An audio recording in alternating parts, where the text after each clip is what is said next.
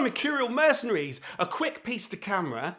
I just read an article where Roger Daltrey talked about the latest Who album, and he said that he thought the inclusion of bonus tracks on this album was a disgrace.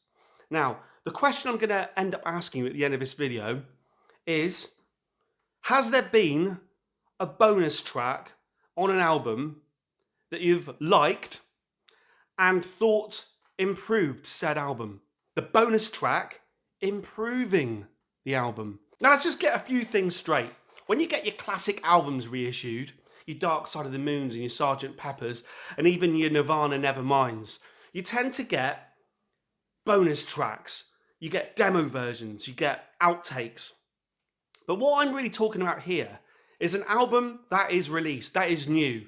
An album that's released today, and it has bonus tracks on it. Now, when I read the Roger Daltrey article, it reminded me specifically of the time that I bought this Trivium album called Shogun, and I bought it because people, whoever they are, said it was good. And yeah, as far as I remember, it was all right. But the problem was it had bonus tracks on it. A brand new album had bonus tracks. So when you look at the track listing, it's got 14 tracks. But the album proper finishes at track 11. And then we got 3 bonus tracks that are kind of written up as part of the album. Yeah, they got asterisks, but when I look at that, it's a 14-track album, the final track of which is a cover of Iron Maiden's song, Iron Maiden. And look, this is where I'm coming from, right? If you're gonna put albums out in this day and age of singles and streaming and single songs and no artwork, and the youth of today walking around listening to fragments of songs, skip, skip, skip, skip, fragments, skip, skip. Oh, that's nice. Oh, that's nice. Sugar to my ears. Skip, skip, skip. If you're going to put an album out in this day and age into this environment, then I like the idea of an album being a collection of songs that have an arc.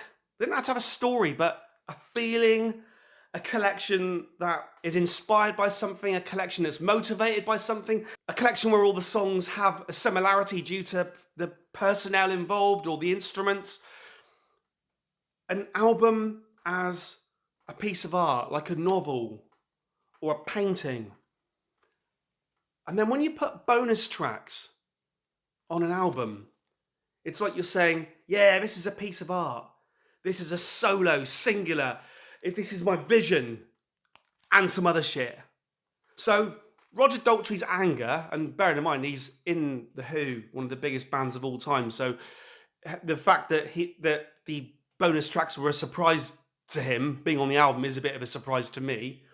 But I've never really, and being a bit grandiose here, I just read this article and I'm immediately coming to talk to you, but I never really liked the idea of bonus tracks as parts of released albums. I don't really like it. It's like, is it supposed to be there or not? Like, make your mind up. Make your mind up. Even calling it a bonus track and put the little asterisk makes me think, when it's coming, it's coming, it's coming, it's coming, it's going to be shit. Because it's not part of the album proper. It's a bonus track. Bonus, it's in the name, bonus. Now, I want to ask you, give me a good bonus track and give me a bonus track that somehow improved the album that it was on. Now, some of these albums, let's be fair here, do differentiate themselves by being titled special editions. So I suppose we could widen the conversation a little and ask, have you bought a special edition of an album that has been more special than just buying the album? Is it really special? Is it special to have bonus tracks? Is it special? So, give me a good bonus track. Tell me about a bonus track that improved the album. Tell me. Does such a thing exist? And if I can think of one, I'll put it in the comments as well. We can be in this together. We're in this together. Over and